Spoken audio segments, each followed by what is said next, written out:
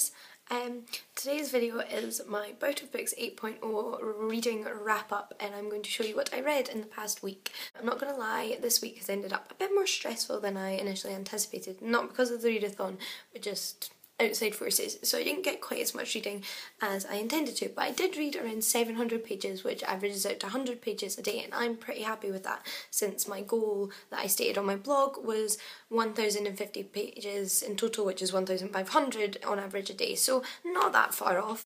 I also managed to finish 2 books and read a little bit of some other books, and I will show you all those books now. The first book I managed to finish was The Herbalist, which I got from NetGalley on my Kindle, so I don't have a cover to show you, but I will be doing a review of that book very soon, either on my blog or on this channel, so you can look out for that. It was a piece of historical fiction set in Ireland during the 20th century. It centred around 3 different women and their interactions with the herbalist who comes to their small town. So yeah, it's a bit of a mystery story. I gave it 3.5 stars out of 5.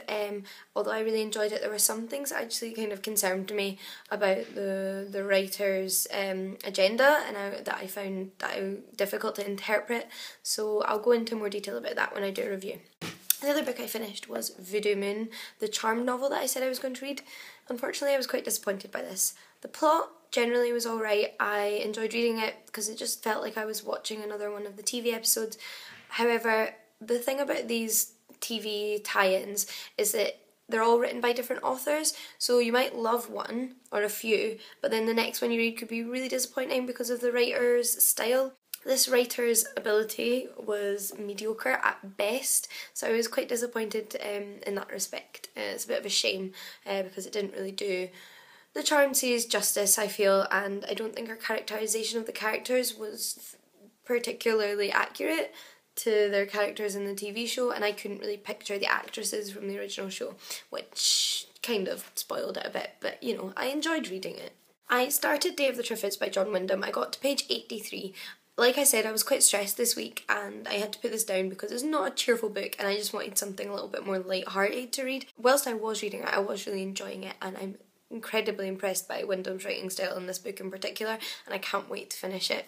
I also managed to get to page 81 in the Odyssey. I was already on 50 something, so I read 20 something pages, which isn't an incredible amount, but I am getting more into it and I plan on continuing with this one. I'm really enjoying this. I'm enjoying it more than I enjoyed the Iliad, so that's good.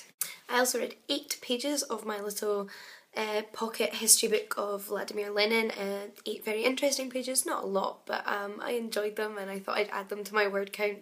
Last but not least, I added another book to my TBR pile that you might have seen if you read my blog, and it is this book, a little bit nondescript, which is the novel in Antiquity by Thomas Haig, or Hag, I'm not sure how you pronounce it when it's got those accents on the top of the A, but yeah, this is just a non-fiction book about the ancient novel.